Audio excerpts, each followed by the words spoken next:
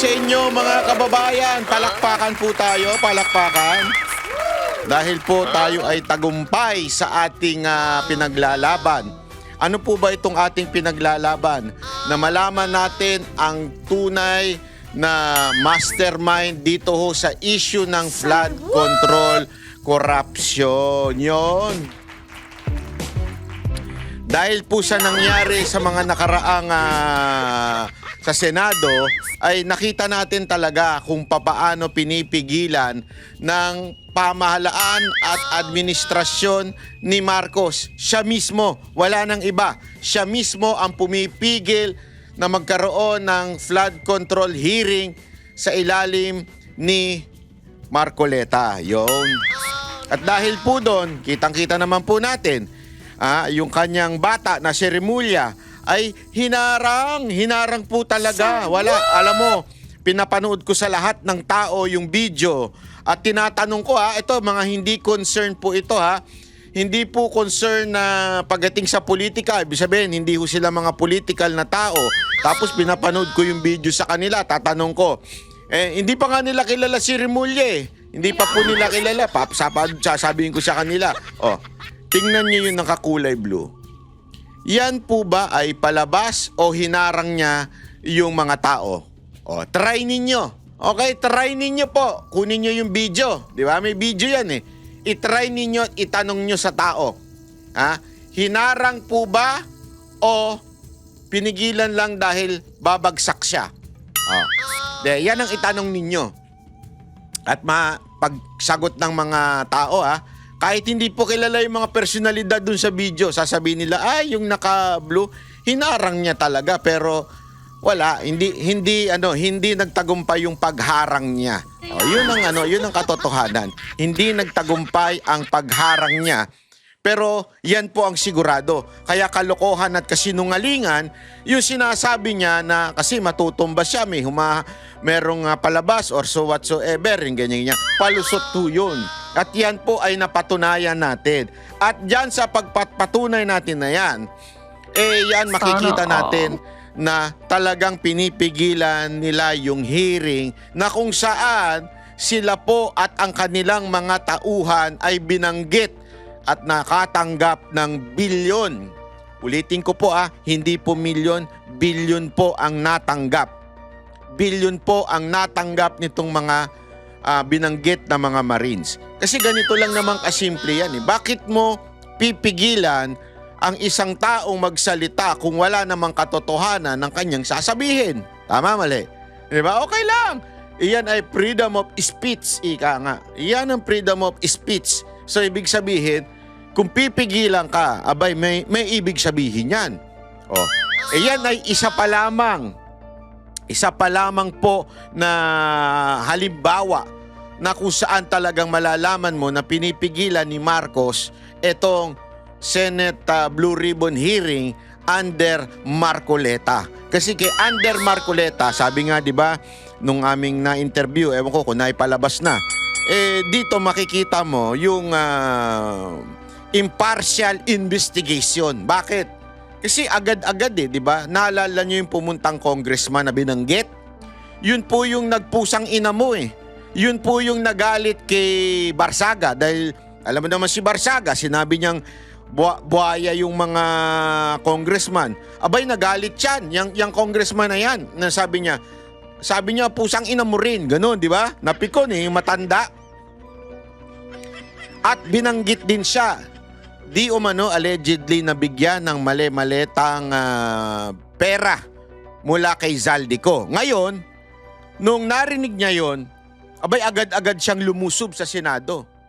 Ang tanong, hinarang ba siya ni Robin? Hindi. Di ba? Hinarang ba siya? Hindi po. Sa katunayan, pagdating, sandali, pagsalitain natin to. Di ba? Bigyan natin ng pagkakataon. Remember, tuta ni Marcos to, tuta ni Romualdez to. Pero, binigyan siya ng pagkakataon, idepensa ang kanyang sarili. Di ba sabi nga ni Senate President Alan Cayetano, sinabi niya nga na dito kahit sino, kung may akusasyon kayo, punta kayo. Kaya nga iniimbitahan niya si NBI director, di ba? Kasi inaakusahan mo na sinuhulan ng tigli 5 milyon ng bawat isang Marines. Alika, pumunta ka dito. Imbitado ka. Pero siyempre, may palusot ang may palusot itong tao na ito. Anong sinabi ni NBI director? Hindi naman valid yung invitation mo. Di ba? Pinapalabas sa kanya kung sino ba nagsabi, kung ano. Kasi remember magkaiba po yung testimonial evidence, iba rin po yung hearsay. Ano yung testimonial evidence? Ikaw mismo. Nakakita ka, ikaw mismo. Nakita mo yung krimen. Ikaw mismo, kasama ka doon sa krimen. Ikaw mismo. Etong kay NBI director, may nagkwento lang sa kanya. Yun ang hearsay. Hindi ko nga alam kung abogado itong si Matibag di ba? Pero basta ang sigurado tayo, hindi niya natibag ang Senado. No, di ba? Eto pa matindi diyan. Ipapaliwanag ko sa inyo ng malupit na malupit. Eto pansinin ninyo yung pangyayari sa Senado. Last week, naganap yung pagpapalit ng Senate President mula kay Soto napunta kay Cayetano. Wala nangyari, di ba? Sabihin, tahimik na. Meron man dumadaldal, lagi lang sinasabi, ganito, ganire. Kailan nagkaroon ng unconstitutional na paggapang? Unconstitutional quorum. Kailan naganap ito? Naganap po ito noong pong in-announce na ni Cayetano na si Marcoleta ang magiging subcommittee chairman o maglilid ng subcommittee sa Blue Ribbon. Diyan na uminit ang mga tumbong na mga gago. Yun ang totoo. Diyan po talaga sila napikon. Diba? Diyan po talaga sila napikon. Kaya sila ay gumawa na ng Bend the Law Constitution o Bend the Constitution. Actually, nag-upgrade From the Bend the Law, naging Bend the Constitution na. Bakit kanyo? Again, malinaw na malinaw. Malinaw po sa batas. Even if ipilit nila, 13 is not 12. Ang nakasulat po yan sa Constitution, majority of all its members. They can argue the quorum. They can argue the Senate pro tempore. But definitely they cannot argue about the Senate President. Bakit? It's clearly stated in the Constitution. Remember, the Senate rules only adopt the Constitution. It can be changed. There's provision that the Senate can have its own rules. So, they can argue na binago nila yung rules doon. So, tinamaan yung pro tempore. Kaya nga kung papansinin nyo, nung nagkaroon sila ng unconstitutional quorum, di ba? Una, ayaw pa nilang sabihin na Senate President si Gatchalian. Kaya nga acting ang tinawag sa kanya. Di ba? Parang absence of the Senate President. Acting lang. Pero eventually, tinawag na rin po nilang Senate President. Dito makikita mo, sindikato talaga ang pangyayari na ito. Ang pagnanakaw na bilyon-bilyon sa kaban ng bayan ay isang sindikatong galawan. Bakit? Kontrolado ang lahat Nanonood po ba kayo sa Netflix nung mga sindikato, mga kartel? Bakit po ba nagtatagumpay yung mga kartel? Hindi nyo ba napapansin? Di ba may mga pelikula tayo nakikita sa Amerika na ang lupit ng SWAT, ang lupit ng mga FBI, ang lupit ng CIA, lahat nasusolve ang problema. May napapanood tayong ganun. Pero pagka napapanood natin yung realidad, di ba, ibig sabihin yung talagang totoong nangyari. Although it's a fictional yung pagpresenta, pero totoong nangyayari yon. Di ba, yung sa mga kartel-kartel, paano nagtatagumpay yun sa Amerika? Tanong ng iba, alam mo kung paano? Dahil nga po, meron silang sindikato na po sila. Meron na po silang kakampi sa gobyerno. Meron mga nakakatanggap sa gobyerno. Kaya nga sindikato The entire country, meron silang koneksyon. Yung mga Siloa, ano? Sinola ba yun? Kartel, di ba? Lahat nasa payroll nila. Kaya sindikato. Kaya katarantaduhan po yung sinasabi ni Lacson na walang mastermind. They just all drive by greed. Kalokohan po yun. That is bullshit. Bakit to bullshit yun? Kalokohan na kalokohan. Kasi hindi ka naman makakagalaw sa bansa na ito nang walang payroll mo na police, maybe military, in the judiciary, even in the constitutional separation ng ombudsman. Di ba? Sindikato po eh. Lahat. Ito pa matindi. Ultimong mga media kasama. Di ba? Binanggit, may mga media. May mga medyang binayaran. Yung mga binanggit na pangalan kahapon, nakalimutan ko na yung mga pangalan na binanggit eh. Baka akala niyo iba, ay di naman sikat sa mga media na yan. Hindi. They are operators. When you say operator, marami po tayong operator sa Pilipinas. Para lang ho sa kaalaman ninyo, maraming PR operator. Isa nga lang na nabulgar dyan yung kay Franco Mabanta eh, di ba? Isa lang yan. Pero sa dami po ng operator, ang dami pong operator sa Pilipinas na PR. At yung PR ang nagbabayad sa mga newsroom o doon sa mga mismong opisina. So, wag po tayo magagalit po doon sa mga sa mga although meron silang partiality, sabihin may biases po yung mga reporter na nasa ground. But in reality, the decision making is nandoon sa newsroom. At yun ang binabayaran. Yun po ang bayad. Kaya it's really safe to say, bayaran po ang mga media. Kaya nga tingnan ninyo, eto hindi po ba kayo nagtataka? Hindi po ba kayo nagtataka nung sila, panay ang sinasabi nilang bayaran ng social media, fake news ng social media, they are united, itong mga media na to hit on the social media. They are united na sinasabing bayaran daw ang social media. United sila dyan. Tanungin ko kayo, yung social media united ba? Na pumapalag? Hindi naman eh. Sa katunayan, mismong mga vlogger nag-aaway-away eh. And that's a good thing. You know why? Because there is democracy. Meaning, there is no one controlling the entire social media. Diba? That's a proof. Basically, na walang nagko-control sa social media. Bakit? May kanya-kanya tayong opinion. Makakaiba tayo ng opinion eh. Kaya nga minsan nauuwi pa sa awayan eh. Di ba? Di ba nauuwi pa sa awayan minsan yung mga vlogger? Oh, kasi nga, again, wala pong kumukumpas. Unlike sa mainstream media, pansinin nyo, pag sila umatake sabay-sabay. Pag sila bumanat sa mga vlogger sabay-sabay. Bakit? May kumukumpas. Merong pera na nagpapaandar sa kanila. Kaya po mga kababayan, ang ibig lamang pong sabihin yan, sino po ba ang may kakayanang magbayad? Kaya nga marami nagtataka, sinasabi nila na imposible yung kay Franco Mabanta. No! It's not impossible. Bakit kanyo? Ganyan talaga ang bayaran. Di ba? Ilang beses ko nang binanggit to. Kung matagal na kayong nanunood dito sa Banat Bay, matagal ko nang sinasabi to, meron niyang anchor ng isang TV station. Naka-sports car na BMW.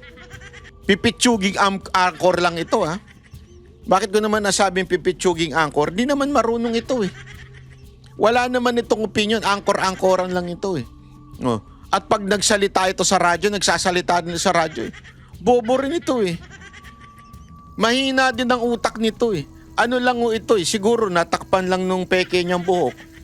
Ewan ko kung peke, hindi ako sure Pero alam mo yon, so ano ibig ko lamang pong sabihin? Diyan makikita mo na talagang sindikato na po. Bakit to kanyo?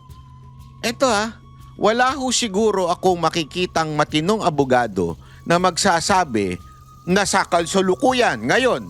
Kasi sigurado ako next week makakakuha na sila ng 13 nila Wala akong makitang matinong abogado na nagsasabi na hindi totoo yung nakalagay sa konstitusyon.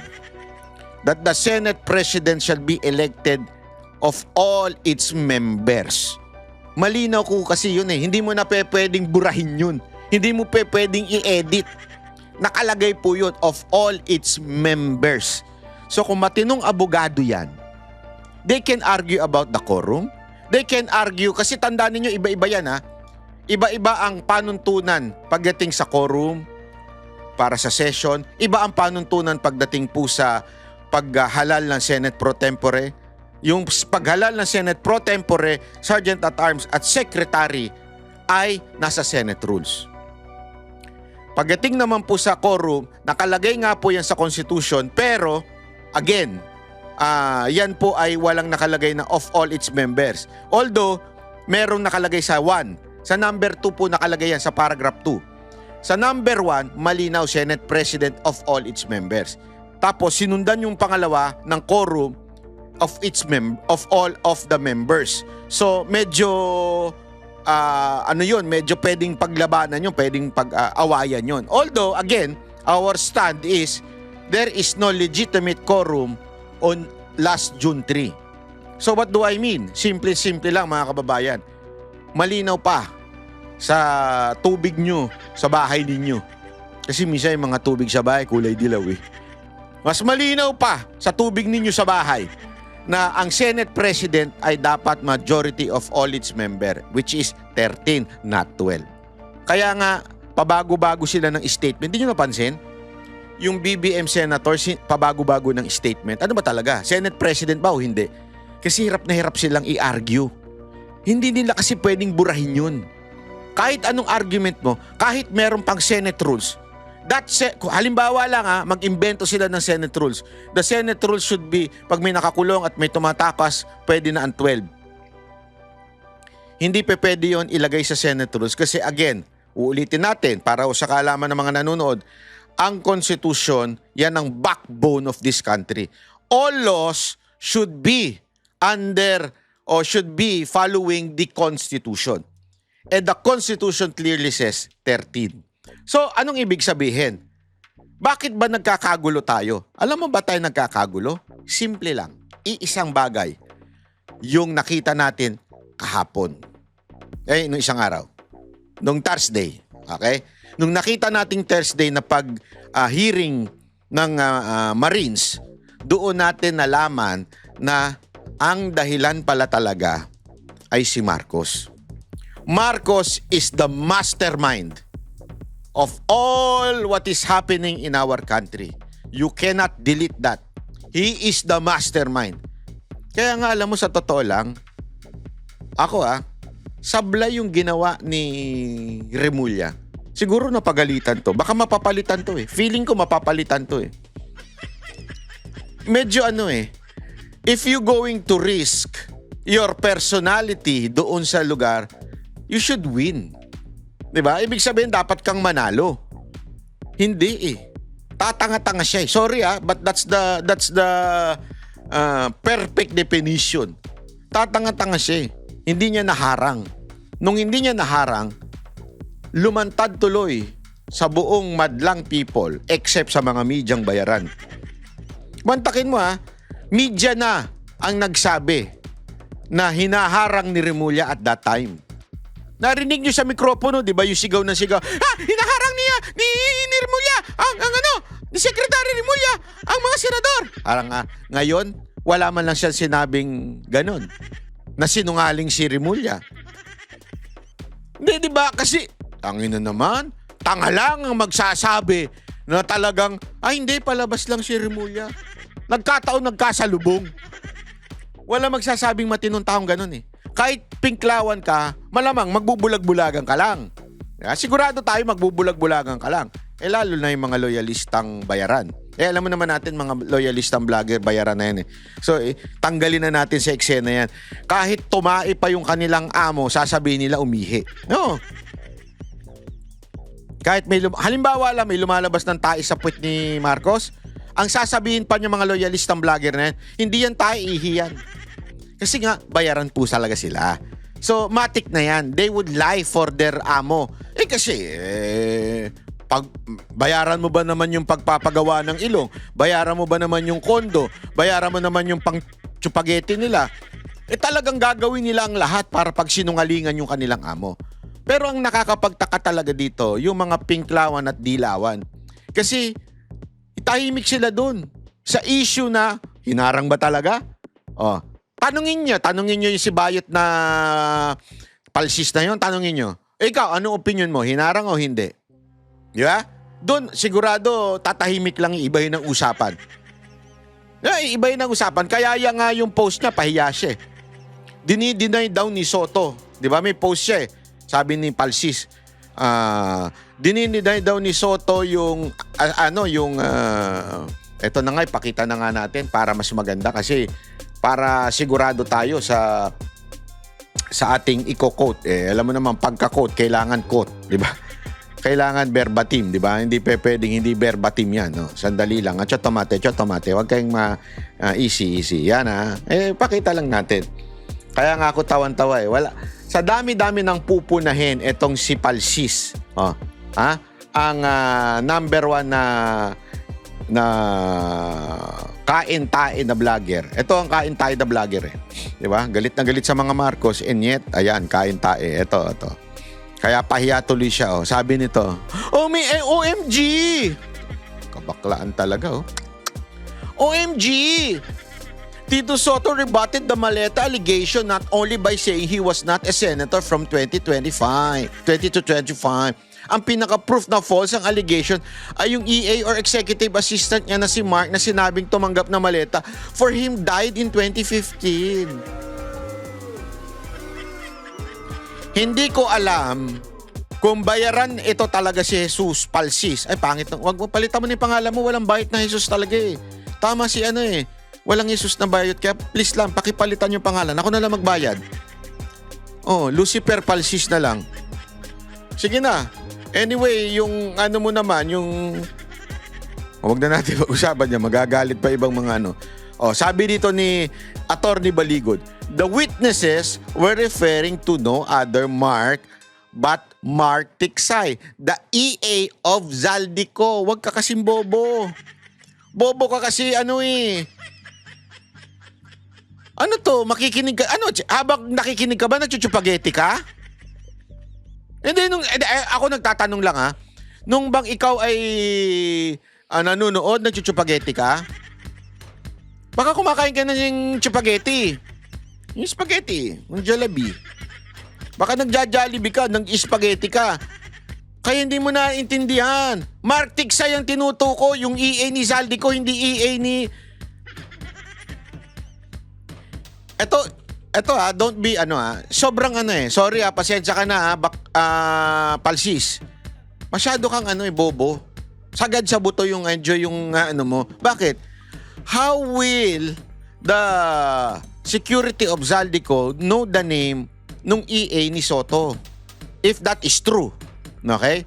Allegedly pa yan kasi pa yan So, kung yan ay totoo at sinasabi ngayon nung mga Marines na binigay namin dun sa EA ni Soto, paano niya malalaman yung pangalan? Ako po pala si Ako ang tatanggap ng mali-maletang pera. Hindi Discreet yan. At ang lagi nilang kasama, paulit-ulit sa kanila pong testimony, ay si Paul at si Mark Tiksay. Hindi ko alam kung ano yung apelido ng Paul Basta ang palagi nilang kasama si Mark at saka si Paul. Yun yung EA ni Zaldico. At hindi yung mga soldiers ang humaharap. Sila lang ang taga-bitbit, taga-buhat. Tapos, sasabihin ni Mark at saka ni Paul, dito nyo dalhin yan kasi may pagdideliveran tayo. Ikaw, alam mo, halimbawa lang totoo to sabihin na natin, kunwari lang, another story, may dadalang ka ng perang bilyon-bilyon sa Jollibee, halimbawa lang, kasi pinag-usapan naman natin chupageti. May meeting tayo sa Jollibee, pagdadalan mo ng pera. Ito bang mga magdadala ng pera, kikilalanin pa nila yung aabutan nila? Andali, sisiguraduhin ko lang Hoy, kayo Paul, Mark, sisiguraduhin ko lang yung kausap ko, yun talaga yung bibigyan. Hindi. Naandun si Paul at si Mark. Kung hindi man si Paul, nandun si Mark. So ibig sabihin po, Mark Tiksay ibig sabihin po, sila ang nakikipag-usap. Ikaw lang yung inuutusan. Dalin mo dito. Akin na, pakikuha. Pakikuha yung lamang ko diyang pera. Bibigay ko dito. Ikaw lang yung magdadala. So doon pa lang, makikita mo na yung stupidity nito ni Falsis. makikita mo na dito na hindi niya naiintindihan yung istorya. Kaya nga ang tanong ko, ano bang ginagawa mo habang pinanonood mo yung hearing? Ano ginagawa mo? Diba? Bakit ang hina ng comprehension mo? Oh. Tapos pangalawa niya pang sinabi dito ni Attorney Baligo dun sa second argument ni Palsis na ang pinaka-proof daw ng false yung allegation ay aside from dun sa patay na yung kanyang EA, ang proof daw nito ay yung kay tawag dito, kay Soto daw ay hindi pa senator. Alam mo, ang linaw-linaw diyan as a Filipino, we are respectful. Tama yung sinabi ni Baligod. Kaya hindi kami pa siya, kahit hindi pa siya senator noon, but as senator before, we keep the title in addressing a person. Kaya naman kahit hindi ka Governor si Chavit, Governor Chavit ang tawag sa kanya.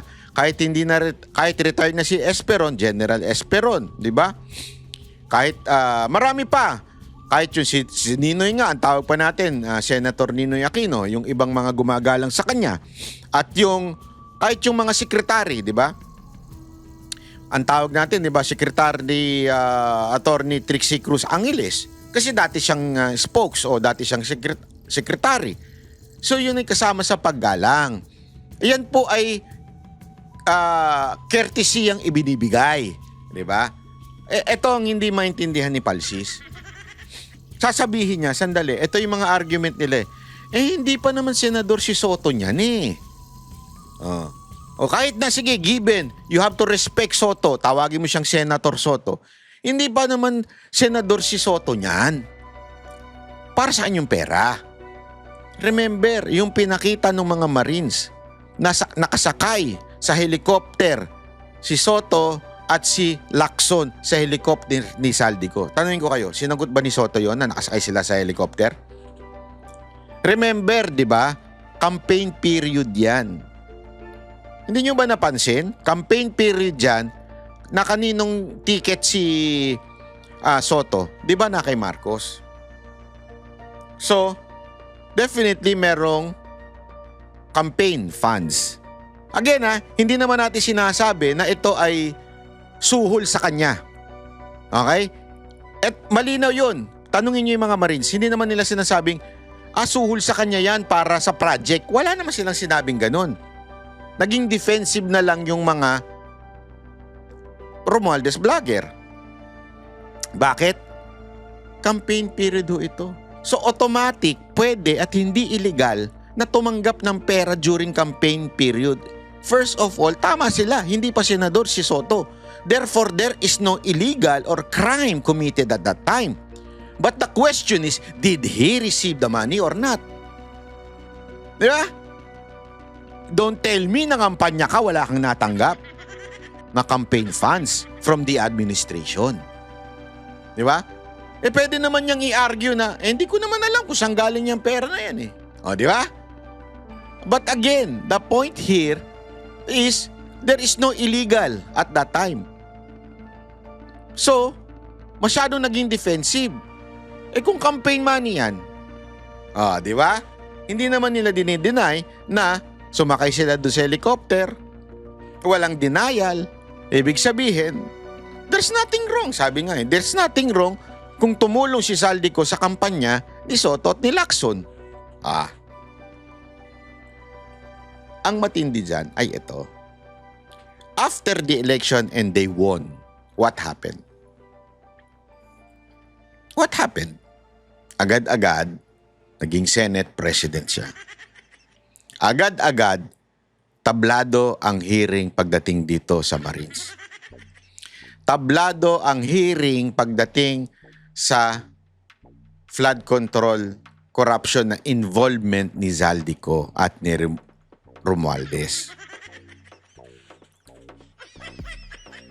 But there is no crime. Again, there is no crime if ever true. If ever true. If ever true yung sinasabi ng mga Marines na tumanggap siya during the campaign period. Di ba? So, yun lang ang akin po mga kababayan. Napaka linaw po niyan na sana maunawaan po natin na dito mo makikita talaga na there is a syndicate or masasabi nating cooperation with each other from the executive to the legislative, Congress and House and Senate, maybe judiciary, and maybe sa mga bayarang media at mga pingklawan na vlogger. Kaya nga ang tanong ang laging binibintang ng mga netizen dyan kay Palsis yung Romualdez vlogger daw siya. Pero ang argument niya, hindi ako una naglabas ng whole departure order. And that's not banat. That's not criticizing.